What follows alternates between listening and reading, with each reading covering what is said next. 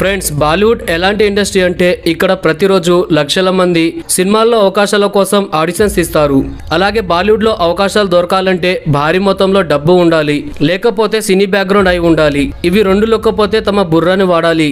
వాళ్ళు తమ శరీరంతో వేరే వారి శరీర దాహాన్ని తీర్చి సినిమాల్లో అవకాశాలు పొందాలి. అయితే ఫీమేల్ యాక్టర్స్ డైరెక్టర్స్ తో, ప్రొడ్యూసర్స్ తో మరియు సినిమా హీరోలతో శారీరక సంబంధాలు పెట్టుకుంటారు. మరియు అబ్బాయిలు కరణ్ జోహర్ లాంటి వాళ్ళతో సంబంధాలు పెట్టుకుంటారు. ఇలా ప్రతి ఒక్కరు చేస్తారని నేను అనడం లేదు, కానీ 90% బాలీవుడ్ లో ఇలాగే జరుగుతుంది. జాక్లిన్ ఫెర్నాండెజ్ కనిపించడానికి క్యూట్ గా, అందంగా, అట్రాక్టివ్ గా కనిపిస్తుంది.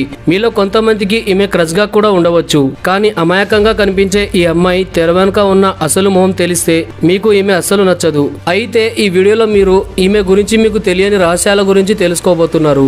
ఇప్పటి వరకు మీరు మన ఛానల్ ని సబ్స్క్రైబ్ చేసుకోకపోతే ఇప్పుడే మన ఛానల్ ని సబ్స్క్రైబ్ చేసుకోండి. అయితే జాక్లిన్ ఫెర్నాండెజ్ శ్రీలంకలోని కొలంబోలో జన్మించింది మరియు తన హై స్కూల్ స్టడీస్ కూడా కొలంబోలోనే పూర్తి చేసింది. దాని తర్వాత పై చదువులకి విదేశాలకు వెళ్ళింది. చదువు పూర్తయిన తర్వాత ఈమె మళ్ళీ శ్రీలంకకు వచ్చింది.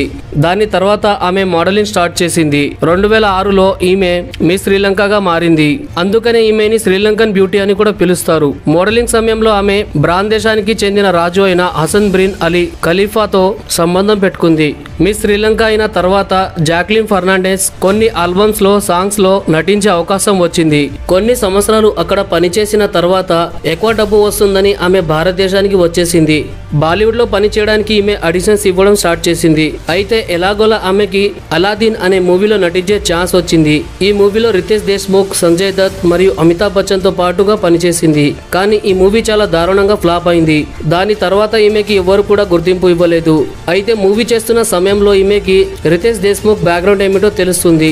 అతను ఒక పొలిటీషియన్ కొడుకు అని తెలుసుకున్న జాక్లిన్ ఫెర్నాండెజ్ అతనితో కేవలం తనకు అవకాశాల కోసం సంబంధాన్ని పెట్టుకుంది. దీని తర్వాత రితేష్ సహాయంతో ఆమె మరొక మూవీలో నటించే అవకాశం వస్తుంది.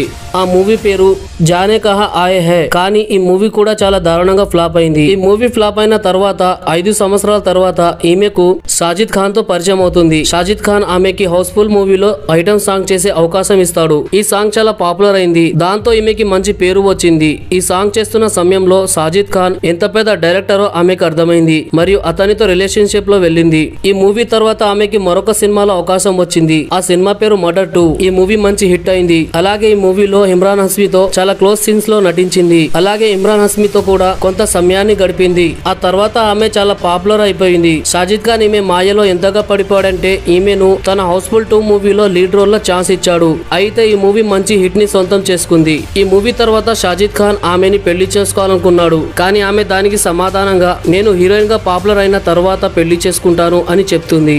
అప్పుడు సాజిద్ ఖాన్ తన ఫ్రెండ్ అయిన అబ్బాస్ మస్తాన్ తో తన ఫ్రెండ్షిప్ వల్ల జాక్విలిన్ కి రేస్ 2లో ఛాన్స్ ఇప్పించాడు మరియు రేస్ 2 మూవీ కూడా సూపర్ హిట్ అయింది. ఈ మూవీ హిట్ అవడంతో జాక్విలిన్ ఇక తనను ఎవరు ఆపరు అని అనుకుంది మరియు సాజిద్ ఖాన్ తో దూరం పెంచుతూ వచ్చింది. సాజిద్ ఖాన్ తో దూరం పెరిగిన తర్వాత ఆమె సాజిద్ నడియాడ్వాలాతో సంబంధం పెట్టుకుంది. ఇతను సాజిద్ ఖాన్ కంటే పాపులర్ దర్శకుడు మరియు దాంతో పాటు నిర్మాత, స్టోరీ రైటర్ కూడా.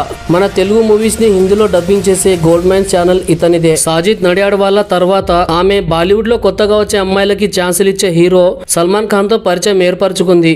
ఆ పరిచయంతోనే కిక్ మూవీలో నటించే అవకాశాన్ని సంపాదించుకుంది. సల్మాన్ ఖాన్ చాలా మందిని పరిచయం చేశాడు మరియు అవకాశాలు ఇచ్చి వారిని వాడుకుంటాడు. కానీ జాక్విలిన్ సల్మాన్ ఖాన్ ని వాడుకుంది.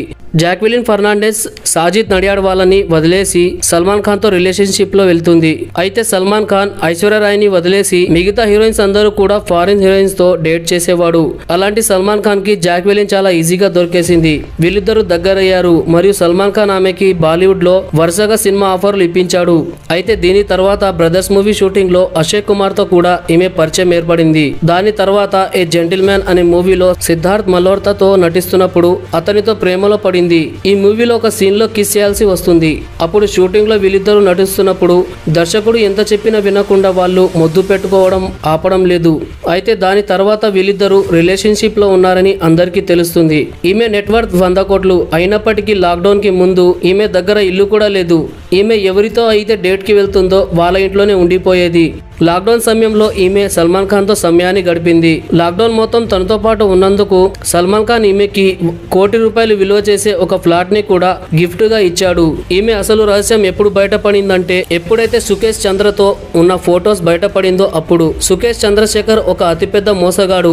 ఇతను ప్రస్తుతం 200 కోట్ల మనీ లాండరింగ్ కేసుల్లో జైల్లో ఉన్నాడు. అయితే సుకేష్ చంద్ర జాక్విలిన్ ఫెర్నాండెస్ కి 25 కోట్ల నుంచి 30 కోట్ల వరకు ఖర్చు చేశాడంట. అయితే ఫ్రెండ్స్, బాలీవుడ్ లో చాలా మంది ఇలాంటి పనులు చేసి పైకి వచ్చిన వాళ్ళు ఉన్నారు. కానీ వారిలో మొదటి వరుసలో జాక్విలిన్ ఫెర్నాండెస్ ఉంటుంది. అయితే ఈమె గురించి తెలుసుకున్నారు కదా, మీ అభిప్రాయం ఏమిటో కింద కామెంట్ చేయండి. అదే విధంగా మన ఛానల్ ని సబ్స్క్రైబ్ చేసుకోండి. Thank you friends, thank you for watching. Friends, సినీ రంగం ఒక రంగుల ప్రపంచం అని అందరూ చెప్తూ ఉంటారు. ఈ రంగుల ప్రపంచాన్ని చూడాలని చాలా మంది ఆశతో ఎదురు చూస్తారు. ఈ ప్రపంచంలో వెళ్ళడానికి ఏమైనా చేయడానికి సిద్ధపడతారు. కానీ మనం అనుకున్నట్టుగా అంత ఈజీగా అవకాశాలు ఏవి రావు. మొదట్లో అవకాశాలు వచ్చి తర్వాత రాకపోతే ఆ జీవితాన్ని వదులుకోలేక చాలా మంది హీరోయిన్స్ వ్యభిచారంలో వెళ్లిన వాళ్ళు ఉన్నారు. కొంతమంది హీరోయిన్స్ అయితే డబ్బులు లేక కొత్తగా వచ్చే మోడళ్లను కూడా వ్యభిచారంలోకి తీసుకెళ్తున్నారు. ఇలా ప్రతి ఒక్కరూ చేస్తారని నేను అనట్లేదు. అదే విధంగా వాళ్ళు పట్టుబడినప్పుడు వాళ్ళతో ఉన్న వాళ్ళ పేర్లు ఎప్పుడు బయటికి రావు. ఎందుకంటే డబ్బు పలుకుబడి ఉంటే ఎవరి నోరు అయినా మూయవచ్చు అని మనకందరికీ తెలుసు. ఇది మీరు నమ్మినా నమ్మకపోయినా ఇదే సత్యం. అయితే అలాంటి హీరోయిన్స్ గురించి ఈ వీడియోలో మనం తెలుసుకుందాం. మీరు ఇప్పటి వరకు మన ఛానల్ ని సబ్స్క్రైబ్ చేసుకోకపోతే ఇప్పుడే సబ్స్క్రైబ్ చేసుకోండి. మీకు ఇష్టమైన హీరోయిన్ ఎవరో కింద కామెంట్ చేయండి. మొదటగా మనం మాట్లాడకపోయే హీరోయిన్ పేరు భువనేశ్వరి. ఈమె ఏకంగా 5 సార్లు పోలీసులకి వ్యభిచారం చేస్తూ దొరికిపోయింది. ఇక్కడ ట్విస్ట్ ఏమిటంటే ఈమె ఒక్కరే కాదు వ్యభిచారంలోకి వెళ్ళింది. ఈమెతో పాటు చాలా మంది హీరోయిన్స్ ని పొలిటికల్ లీడర్స్ దగ్గర, సినిమా హీరోల దగ్గర, ప్రొడ్యూసర్ల దగ్గర తీసుకెళ్లడానికి బ్రోకర్ గా కూడా పనిచేసింది. ఈ విషయాన్ని స్వయంగా ఆమె పోలీసుల దగ్గర కూడా ఒప్పుకుంది. ఈమె ఇప్పటి వరకు ఆ పనిని నడిపిస్తుంది. ఇప్పుడు మాట్లాడకపోయే హీరోయిన్ నిత్యానంద స్వామి గారి శిష్యురాలు. ఆమె పేరు రంజిత. ఈమె ఒకప్పుడు తెలుగు, తమిళ్, కన్నడ మూవీస్లలో హీరోయిన్ గా నటించింది. తెలుగుంది. తర్వాత హీరోయిన్ శ్వేత బసు ప్రసాద్. కొత్త బంగారు లోకం మూవీ చూడని వాళ్ళు ఎవ్వరూ లేరు. ఆ మూవీలోని హీరోయిన్ శ్వేత బసు ప్రసాద్. కొత్త బంగారు లోకం మూవీ ఈమెకి మంచి పేరును తెచ్చిపెట్టింది. అయితే పేరు డబ్బును తీసుకురాదు కదా, అందుకని షార్ట్ కట్ లో డబ్బు సంపాదించాలని వ్యభిచారంలోకి వెళ్ళింది. అయితే ఆమె దురదృష్టమో ఏమో తెలియదు గాని వ్యభిచారం చేస్తూ పోలీసులకు దొరికిపోయింది.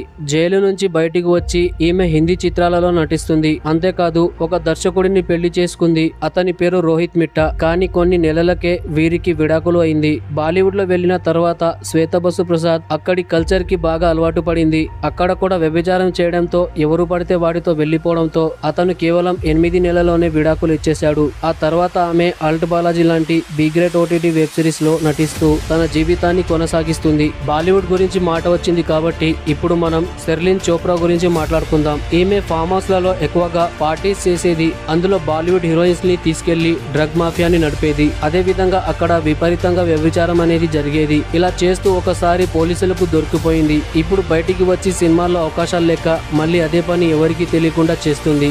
దీని తర్వాత ఇంట్లో ఇల్లాలు వంటిలో ప్రియురాలు మూవీ మనం తరచుగా చూస్తూనే ఉంటాం. ఈ మూవీలో కామెడీ ఎంత బాగుంటుందో ఈ మూవీలో నటించిన మనిషా క్యారెక్టర్ అంత బాగుంటుంది. అయితే ఈమె అసలు పేరు వినీత. అందం, అభినయంతో అందరినీ చాలా బాగా ఆకట్టుకుంది. సినిమాలో నటిస్తూ మంచి పేరుని సంపాదించుకుంది. తర్వాత కూడా ఈమెకి డబ్బు అనేది సరిపోలేదు. అందుకని ఆమె వ్యభిచారం చేసింది. అయితే ఇక్కడ ఒక ట్విస్ట్ ఏమిటంటే బ్రోకర్ గా తన సొంత తల్లిని పెట్టుకుంది. పిల్లలు తప్పు చేస్తే తల్లి వద్దని చెప్తుంది. కానీ ఇక్కడ తల్లి స్వయంగా చేయడం వల్ల వినీత అదే బాటలో నడిచింది. వ్యభిచారం చేస్తూ తన సొంత ఇంట్లో వీరిద్దరూ దొరికిపోయారు. దొరికిపోయిన కొన్ని గడియల్లోనే పొలిటికల్ లీడర్స్ ఇన్ఫ్లుయెన్స్ తో ఆమె బయటికి వచ్చేసింది. ఇప్పుడు అదే పనిని కొనసాగిస్తుంది. అయితే తను కేవలం ఒక్కతే చేయకుండా ఈ బిజినెస్ ని ఎక్స్పాండ్ చేసింది. ఇప్పుడు తను మరికొన్ని హీరోయిన్స్ ని, మోడల్స్ ని కూడా ఈ రంగంలో దించుతుంది. ఈమెకి ఇప్పుడు 47 సంవత్సరాలు అయినప్పటికీ ఈమె పెళ్లి చేసుకోకుండా మద్యం, మత్తు, వ్యభిచారం లాంటి చెడు అలవాట్లకు అలవాటు పడి వ్యభిచారంలో బిజీగా అయిపోయింది. తరువాత సౌందర్య గురించి ఎక్కువ విషయం లేదు. కానీ ఒకసారి సౌందర్య వైజాగ్ బీచ్ లో కారు లోపల వ్యభిచారం చేస్తూ బీట్ కానిస్టేబుల్ కి దొరికింది. సౌందర్య గురించి పూర్తిగా ఒక వీడియో చూశాను. ఒకవేళ మీరు చూడకపోతే వీడియో డిస్క్రిప్షన్ లో ఆ వీడియో లింక్ ఉంటుంది. ఒకసారి వెళ్ళి చూడండి. దాని తర్వాత నటి కిన్నెర.